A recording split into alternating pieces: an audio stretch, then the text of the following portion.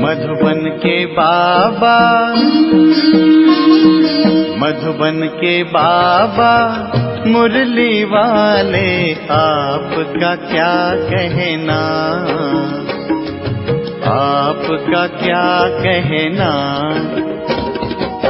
ओम शांति। आज 7 मार्च 2024 के साकार मधुर महावाक्य हैं। आज मीठे मीठे बाप दादा बोले, मीठे बच्चे, बाप का कर्तव्य है कांटों के जंगल को खलास कर फूलों का बगीचा बनाना। इससे ही नंबर 1 फैमिली प्लानिंग हो जाती है। बाबा ने कहा, मीठे बच्चे, बाप का कर्तव्य है कांटों के जंगल को खलास कर फूलों का बगीचा बनाना। इससे ही नंबर 1 फैमिली प्लानिंग हो जाती है। बाबा ने आज प्रश्न पूछा है कि फैमिली प्लानिंग का फर्स्ट क्लास शास्त्र कौन सा है और कैसे। और उत्तर में बाबा ने समझाया, गीता है फैमिली प्लानिंग का फर्स्ट क्लास शास्त्र, क्योंकि गीता द्वारा ही बाप ने अनेक अधर्म विनाश कर एक धर्म स्थापन किया। गीता में ही भगवान के महावाक्य हैं, काम महाशत्रु है। जब काम शत्रु पर जीत पा लेते हो तो फैमिली प्लानिंग स्वतः हो जाती है। यह एक बाप का ही काम है, किसी मनुष्य का नहीं। ओम शांति। शिव भगवानुवाच। बाप बैठ रूहानी बच्चों को समझाते हैं, इस दुनिया को तो आसुरी दुनिया ज़रूर कहेंगे, नई दुनिया को दैवी दुनिया कहेंगे। दैवी दुनिया में मनुष्य बहुत थोड़े रहते हैं। अब यह राज भी किसी को समझाना चाहिए। जो फैमिली प्लानिंग के मिनिस्टर होते हैं उनको समझाना चाहिए। बोलो, फैमिली प्लानिंग की ड्यूटी तो गीता के कथन अनुसार एक बाप की ही है। गीता को तो सब मानते ही हैं। गीता है ही फैमिली प्लानिंग का शास्त्र। गीता से ही बाप नई दुनिया की स्थापना करते हैं। यह तो ऑटोमेटिकली ड्रामा में उनका पार्ट नोंधा हुआ है। बाप ही आकर के आदि सनातन देवी देवता धर्म की स्थापना करते हैं अथवा प्योर नेशनैलिटी की स्थापना करते हैं। अपने को देवी देवता धर्म का ही कहेंगे। गीता में भगवान साफ बतलाते हैं कि मैं आता ही हूँ एक धर्म की स्थापना करने, बाकी अनेक सब धर्मों का विनाश करने। तो इससे फैमिली प्लानिंग नंबर 1 हो जाएगी।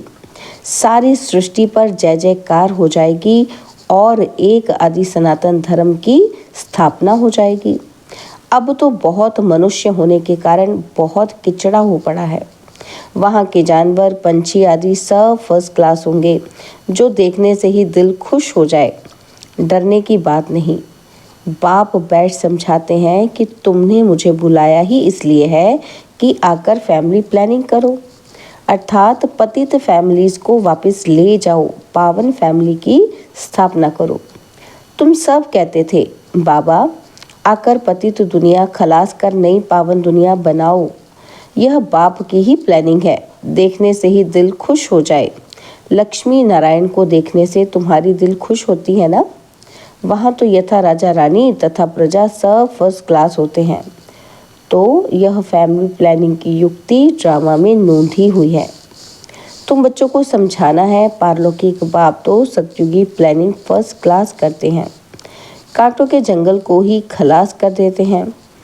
इस सारे भंभोर को आग लग जाती है। यह धंधा तो बाप का ही है। तुम कुछ भी नहीं कर सकते हो, कितनी भी मेहनत करो सक्सेसफुल कोई हो ना सके। बाप कहते हैं, जिस काम विकार को तुम अपना मित्र समझते हो वह तुम्हारा बड़ा भारी दुश्मन है। बहुत हैं जो उनके मित्र बन जाते हैं। बाप ऑर्डिनेंस निकालते हैं कि तुम इस पर विजय पहनो, तुम समझाओ। बाप कहते हैं काम महाशत्रु है। बेचारों को पता ही नहीं कि फैमिली प्लानिंग कैसे हो रहा है। यह तो कल्प कल्प बाप करते हैं ड्रामा अनुसार। कैसे करते हैं फैमिली प्लानिंग? ड्रामा अनुसार। बाबा कहते हैं कल्प कल्प में करता ही हूँ। फिर यह होना ही है। सत्युग में बहुत थोड़े मनुष्य होते हैं, इसमें फिक्र की कोई बात नहीं। बाप प्रैक्टिकल में ये काम कर रहे हैं। वो लोग कितना माथा मारते हैं। एजुकेशन मिनिस्टर को भी समझाओ। अभी के कैरेक्टर्स कितने खराब हैं, देवताओं के कैरेक्टर्स कितने अच्छे थे। तुम बेपरवाह होकर वाणी चलाओ, बोलो ये कोई तो मिनिस्टर का काम नहीं, यह तो ऊंच ते ऊंच बाप का काम है। इन देवताओं के राज्य में एक धर्म, एक राज्य, एक भाषा थी। कितने थोड़े मनुष्य थे, परंतु ऐसी युक्ति से बोलना बहुत थोड़ों को आता है। वह रुहाब नहीं रहता है। उनको ये लक्ष्मी नारायण का चित्र दिखाना चाहिए। यह फैमिली प्लानिंग बाप ने ही की थी, अब फिर कर रहे हैं। इनके राज्य की स्थापना हो रही है। बाबा ने कहा है, यह लक्ष्मी नारायण का चित्र हमेशा फ्रंट में रखो और बत्तियां आदि खूब लगाओ। प्रभात फेरी में ये ट्रांसलाइट का चित्र हो जो एकदम क्लियर कोई भी देख सके। बोलो हम यह फैमिली प्लानिंग कर रहे हैं, यथा राजा रानी तथा प्रजा। डीटी डिनाइस्टी की स्थापना हो रही है, बाकी सब विनाश हो जाएंगे। तुम कहते भी हो कि हे पतित पावन आओ, हमको पावन बनाओ, सो तो बाप ही बना सकते हैं। एक देवी देवता धर्म ही पावन होता है, बाकी सब खत्म हो जाते हैं। बोलो शिव बाबा के हाथ में ही ये प्लानिंग है। सत्युग में यह प्लानिंग हो जाती है, वहाँ है ही देवता वंश, शूद्र होते ही नहीं। यह तो बड़ी फर्स्ट क्लास प्लानिंग है, बाकी सब धर्म खलास हो जाएंगे। इस बाप की प्लानिंग को आकर समझो। तुम्हारी यह बात सुनकर तुम पर बहुत कुर्बान जाएंगे। यह मिनिस्टर आदि निर्विकार प्लानिंग बना कैसे सकेंगे? बाप जो ऊंचते ऊंच भगवान है, वह आते ही हैं ये प्लानिंग करने। बाकी सब अनेक धर्मों को खलास कर देते हैं। यह बात है ही बेहद के बाप के हाथ में। पुरानी चीज को नया बना देते हैं और बाप नई दुनिया की स्थापना कर पुरानी का विनाश कर देते हैं। यह ड्रामा में नूंद है। समझाना चाहिए बहनों और भाइयों, इस सृष्टि चक्र के आदि मध्य अंत को तुम नहीं जानते हो। बाप बतलाते हैं, सतयुग आदि में ना इतने मनुष्य होते हैं, ना फैमिली प्लानिंग आदि की ही बात करते हैं। पहले तुम सृष्टि के आदि मध्य अंत को आकर समझो। सदगति दाता बाप ही है। सदगति अर्थात सतयुगी मनुष्य। पहले पहले ये देवी देवता बहुत थोड़े थे। फर्स्ट क्लास धर्म था। बाबा फूलों की फर्स्ट क्लास प्लानिंग बनाते हैं। काम तो महाशत्रु है। आजकल तो इनके पिछाड़ी प्राण भी दे देते हैं। कोई की किसी के साथ दिल होती है, माँ बाप शादी नहीं कराते हैं तो बस घर में हंगामा ही मचा देते हैं। यह है ही गंदी दुनिया। सब एक दो को कांटा लगाते रहते हैं। सत्युग में तो फूलों की वर्षा होती है। तो ऐसे ऐसे विचार सागर मंथन करो। बाबा इशारा देते हैं, तुम इनको रिफाइन करो। चित्र भी भिन्न भिन्न प्रकार के बनाते हैं। ड्रामा अनुसार जो कुछ होता है वह ठीक है। किसी को समझाना भी बहुत सहज है। सबका ध्यान बाप की तरफ खिंचवाना है। बाप का ही ये काम है। अब बाप ऊपर में बैठा हुआ ये काम करेगा नहीं। कहते भी हैं, जब जब धर्म की ग्लानि होती है, आसुरी राज्य होता है, तब तब आकर इन सबको खलास कर दैवी राज्य की स्थापना करता हूँ। मनुष्य तो अज्ञान की नींद में सोए पड़े हैं। यह सब विनाश हो जाएगा। जो निर्विकारी बनते हैं उनकी ही फैमिली आकर राज्य करती है। गायन भी है कि ब्रह्मा द्वारा स्थापना। तो किसकी स्थापना की ब्रह्मा ने? इस फैमिली की। ये प्लानिंग हो रही है। ब्रह्मा कुमार कुमारियां पवित्र बनते हैं तो उन्हों के लिए जरूर पवित्र नई दुनिया चाहिए। यह पुरुषोत्तम संगम युग बहुत छोटा है। इतने थोड़े समय में कितनी अच्छी प्लानिंग कर देते हैं। बाप सबका हिसाब किताब चुकतू कराए अपने घर ले जाते हैं। इतना सारा किचड़ा वहाँ नहीं ले जाएंगे। छीछी आत्माएं जा ना सके, इसलिए बाप आकर गुलगुल बनाकर ले जाते हैं। ऐसी ऐसी बातों पर विचार सागर मंथन करो। तुम रियलाइज करते हो। बाप कहते हैं, मैं एक धर्म की स्थापना कराने तुमको रिहर्सल करा रहा हूँ। यह फैमिली प्लानिंग किसने की? बाप कहते हैं, मैं कल्प पहले मिसल अपना कार्य कर रहा हूँ। पुकारते ही हैं, पतित फैमिली से बदलकर पावन फैमिली स्थापन करो। इस समय सब हैं पतित, शादियों पर लाखों खर्चा करते हैं, कितना शादमाना करते हैं और ही पावन से बदल पतित बन जाते हैं। तुम बच्चों को अब यही ईश्वरीय धंधा करना चाहिए, सबको समझाना चाहिए। सब आसुरी नींद में सोए पड़े हैं, उनको जगाना चाहिए। गोरा बनकर औरों को भी बनाए तो बाप का प्यार भी जाए। सर्विस ही नहीं करेंगे तो मिलेगा क्या? कोई बादशाह बनते हैं तो ज़रूर कोई अच्छे कर्म किए हैं, यह तो कोई भी समझ सकते हैं। यह राजा रानी है, हम दास दासियां हैं तो ज़रूर आगे जन्म में कर्म ऐसे किए हैं। बुरे कर्म करने से बुरा जन्म मिलता है, कर्मों की गति तो चलती रहती है। अब बाप तुमको अच्छे कर्म करना सिखलाते हैं, वहाँ भी ऐसे ज़रूर समझेंगे कि अगले जन्म के कर्मों के अनुसार ऐसे बने हैं। बाकी क्या कर्म किए हैं वो नहीं जानेंगे। कर्म गाए जाते हैं, जितना जो अच्छा कर्म करते हैं वह ऊंच पद पाते हैं।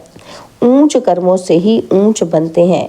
अच्छे कर्म नहीं करते हैं तो झाड़ू लगाते हैं, भरीड़ होते हैं। कर्मों का फल तो कहेंगे ना, कर्मों की थ्योरी चलती है। श्रीमत से अच्छे कर्म होते हैं। कहाँ बादशाह, कहाँ दास दासियाँ। बाप कहते हैं अब फॉलो फादर, मेरी श्रीमत पर चलेंगे तो ऊंच पद पाएंगे।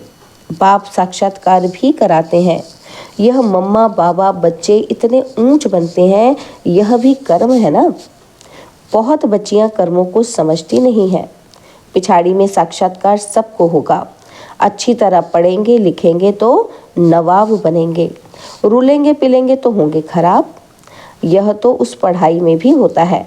भगवानुवाच, इस समय सारी दुनिया काम चिता पर चल मरी है। कहते हैं खत्री को देखने से अवस्था, कहते हैं स्त्री को देखने से अवस्था बिगड़ती है। तो पापा कहते हैं वहाँ तो ऐसी अवस्था नहीं बिगड़ेगी। बाप कहते हैं नाम रूप देखो ही नहीं, तुम भाई भाई को देखो। बड़ी मंजिल है, विश्व का मालिक बनना है। कभी किसी की बुद्धि में नहीं होगा कि ये लक्ष्मी नारायण विश्व के मालिक कैसे बने। बाप कहते हैं मैं तुमको स्वर्ग का मालिक बनाता हूँ। यह लक्ष्मी नारायण सर्वगुण संपन्न थे। आजकल जिनका तुम नया ब्लड समझते हो वे क्या करते रहते हैं? क्या गांधी जी ये सिखा कर गए थे? राम राज्य बनाने की भी युक्ति चाहिए। यह तो बाप का ही काम है। बाप तो एवर पावन है। तुम फिर 21 जन्म पावन रह, फिर 63 जन्म पतित बन जाते हो। समझाने में इतना मस्त बनना चाहिए। बाप बच्चों को समझाते रहते हैं कि बच्चे पावन बनो। अच्छा, मीठे मीठे सिकिलते बच्चों प्रति माता पिता बाप दादा का याद प्यार और गुड मॉर्निंग। रूहानी बाप की रूहानी बच्चों को नमस्ते। हम रूहानी बच्चों की रूहानी बाप दादाजी को दिलवा जान सिकवा प्रेम से नमस्ते। ओम शांति। प्यारे बाबा, मीठे बाबा, मेरे बाबा, शुक्रिया बाबा, शुक्रिया बाबा, शुक्रिया। धारणा के लिए मुख्य सार है, पहला पॉइंट है अपनी अवस्था सदा एक रस अडोल बनाने के लिए किसी के भी नाम रूप को नहीं देखना है। भाई भाई को देखो, दृष्टि को पावन बनाओ, समझाने में रुहाब धारण करो। और सेकंड पॉइंट है बाप का प्यार पाने के लिए बाप समान धंधा करना है। जो आसुदी नींद में सोए हुए हैं उन्हें जगाना है, गोरा बनकर दूसरों को बनाना है।